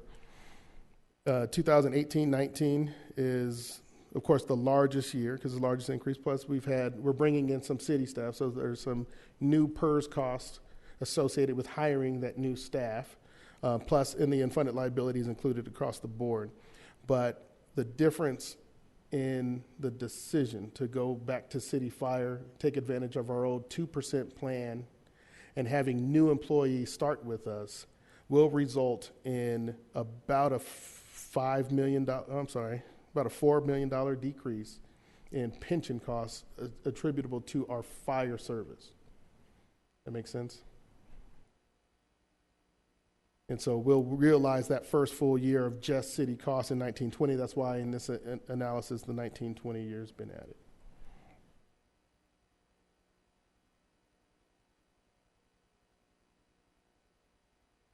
And then to be able to afford the increases, you'll see the FTEs with the county, with county fire, although we've been able to sustain stable staffing on the police side. When you look at the county fire side, there's a peak of 71 FTEs in 13-14, but we've had to reduce the level of FTEs through contract amendments to kind of afford the increases in the cost of the individual officer or firefighters as a result of their pension cost increases. Right now, as we're staffed with the county starting in 17-18, we are at the lowest staffing levels we've ever been with the county contract at 54 personnel because we've had to adjust down the level of staffing to accommodate the growth in the costs, the individual personnel costs. Looking at the city side, so we've already talked about the rates, but here we're talking about the aggregate amount of pension cost along that same time period. However, what you see that's representing the growth in the later years is an addition of staffing. So although we've already gone through the chart where it identified that we have sustained about a 10% growth in the rate itself over the 10 years, but if you look at the total pension obligation for city employees going from 2.1 million in 08-09 up to 7.5. At the bottom,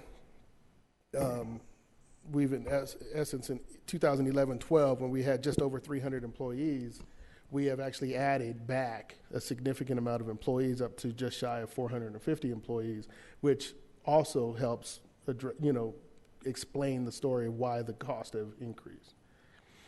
Whereas the costs have increased the same by having the same or less amount of staff under the county programs. So we're talking about a comparison with public safety, and public safety incurs both police and fire, and it's 62% of the general fund. If you were to separate them, what percentage would each of them have to the general fund? Do you know?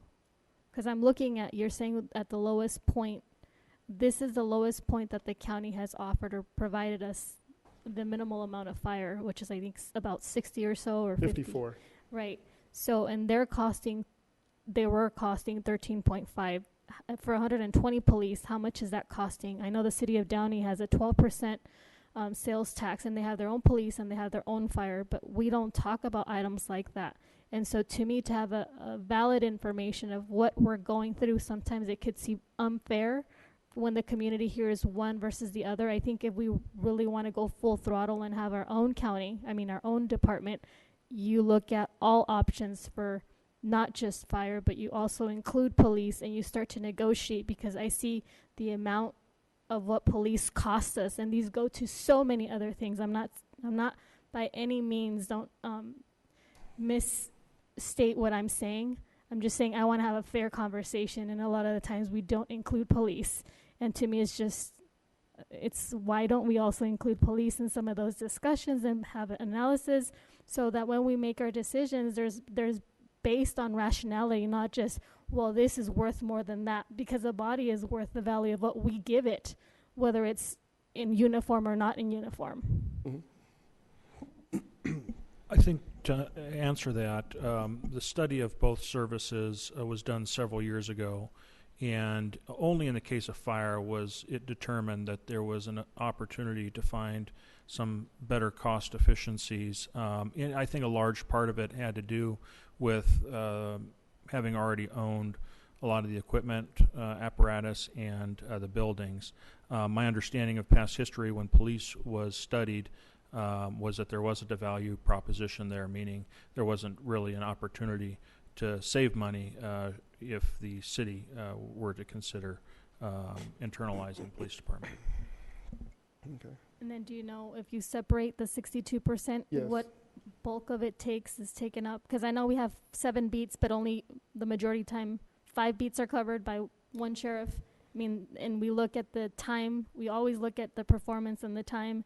And then we look at fire. How long did it take you? 6 minutes versus, okay, what is priority? What counts? What doesn't count?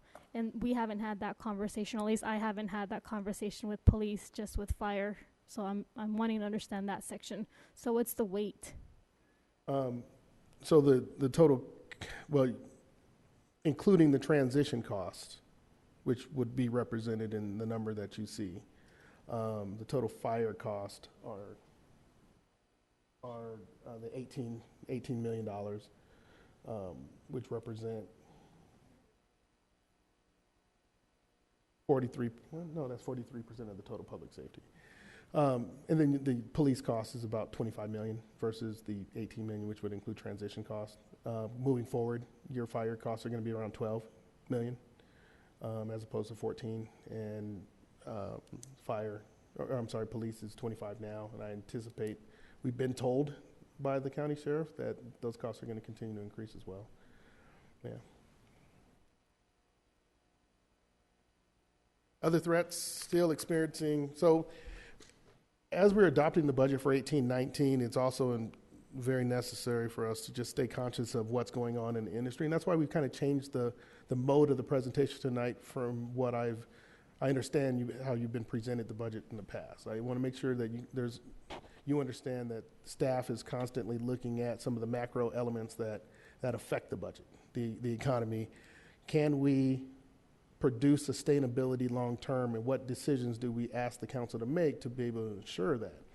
And so one of the things that keep me up at night is slow revenue growth compared to a more rapid growth in the expenditure side. So we're constantly balancing between sales tax only coming in at 1% higher, property tax coming in relatively flat. What are the opportunities for revenue versus what are the demands on the expenditure side? If we could afford it, I'm pretty sure this council would decide to put 20 more police officers on the street. But we don't have the revenue to support that, right? If we could fund it, I'm pretty sure we would have already opened Fire Station 315. But do we have the resources to do that? And so the plan that we have laid out on the fire helps us to get there to some level at some point. But one of the concerns that we always have is we're thinking about ways to increase revenues outside of relying upon the normal revenue factors that we have. Economic development is still out there just as busy as ever.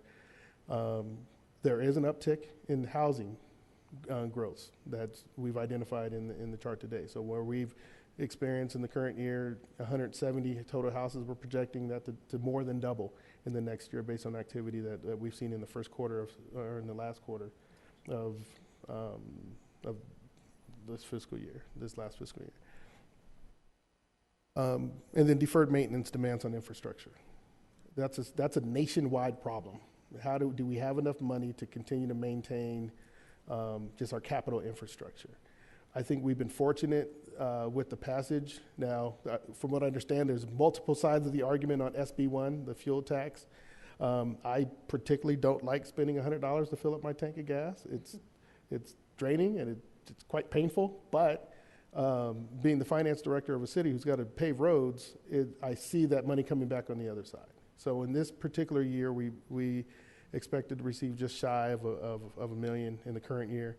I think we're projected to see about $2.7 million or so going into the next year. And then by the following year, at some point, by year 3, we expect to get about $4.1 million in SB1 money that's going directly, and is required to go directly into road improvements. So that's something that's been done at the statewide level that's going to help with our infrastructure funding. That's at risk, from what I understand, in November.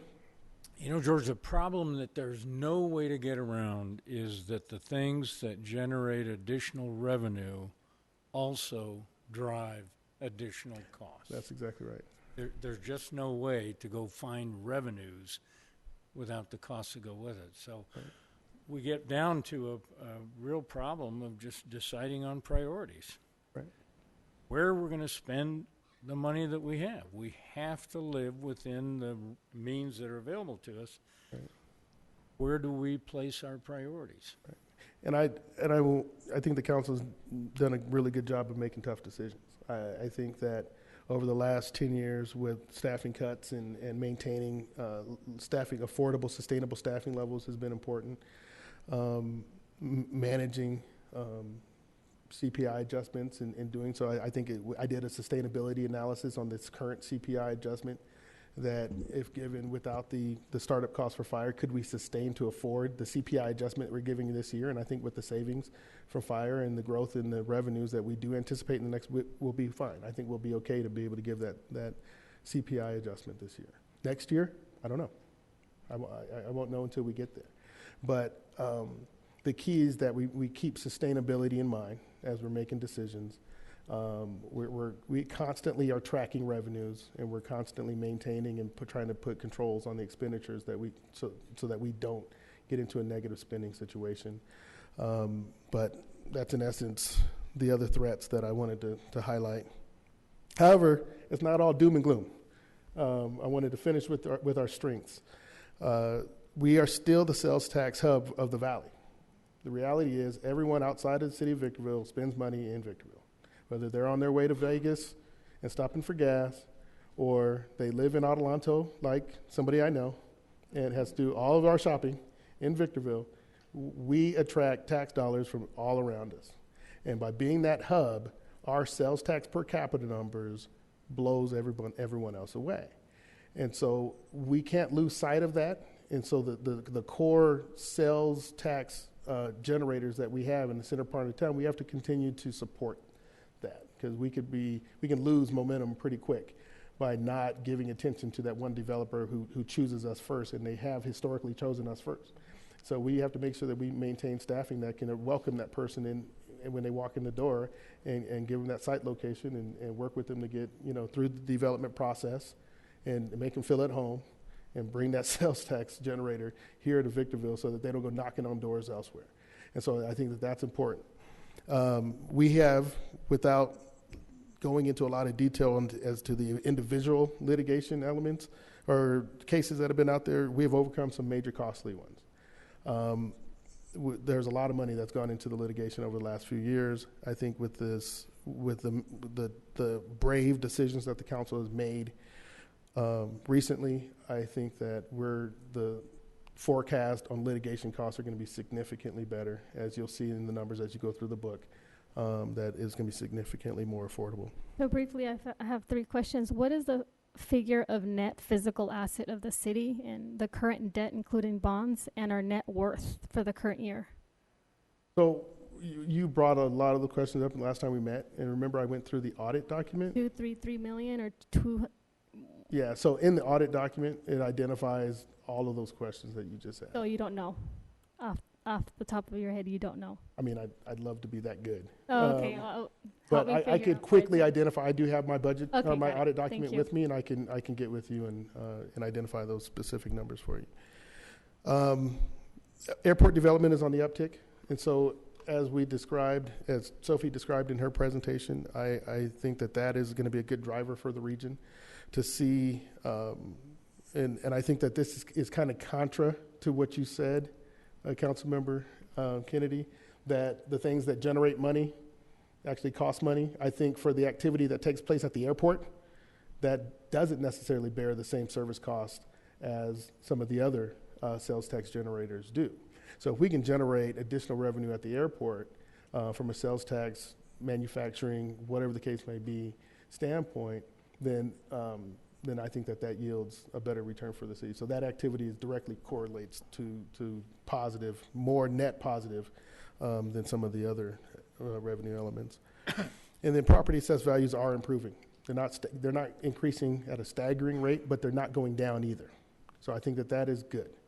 In addition to being in a period where the recession is completed, and we're seeing that normal growth and some of the reassessments coming back in as they are authorized by the county assessor, you see activity on the property tax side go up, and then you also see houses being built. So you see that activity as well. So I think that we're going in the right direction in that regard.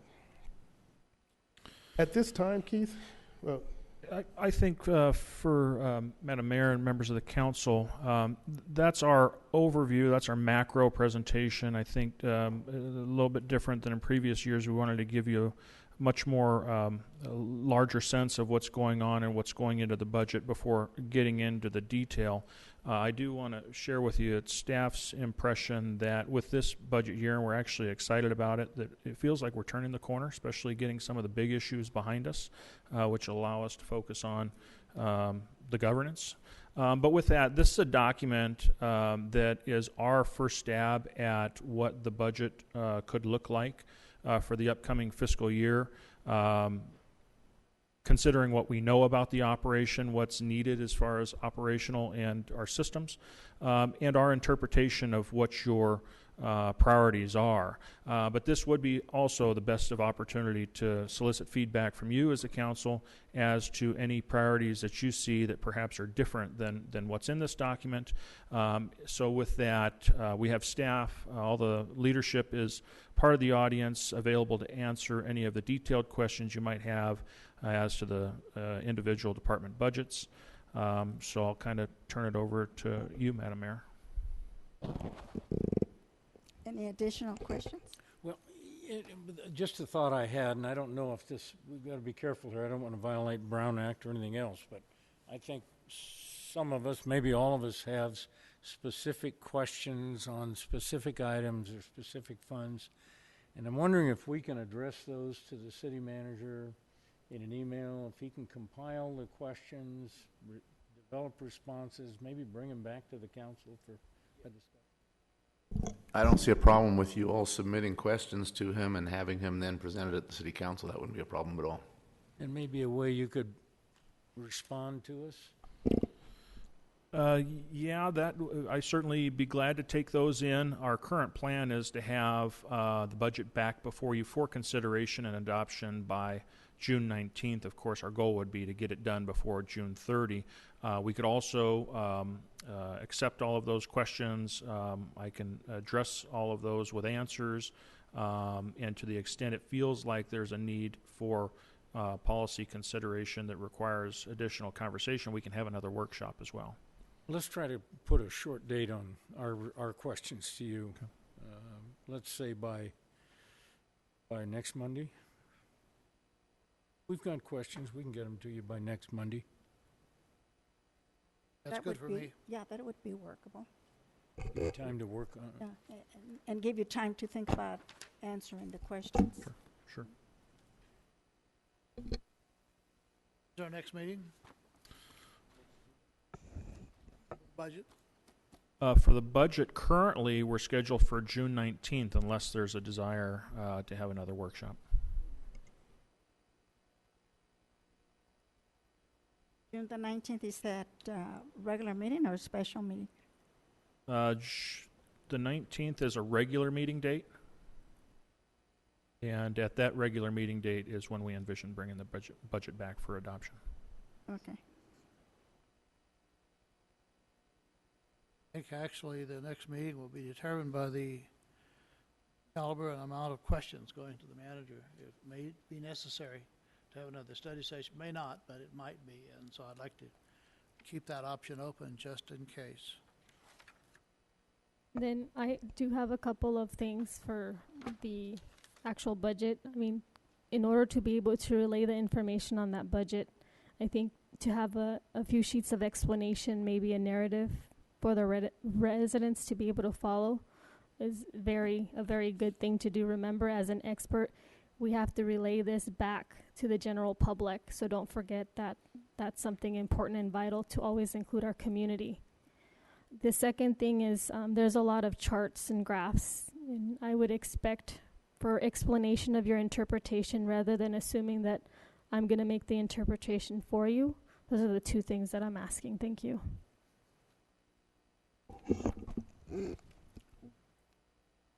Any other questions? None? Thank you, No other business before the council? Meeting is adjourned.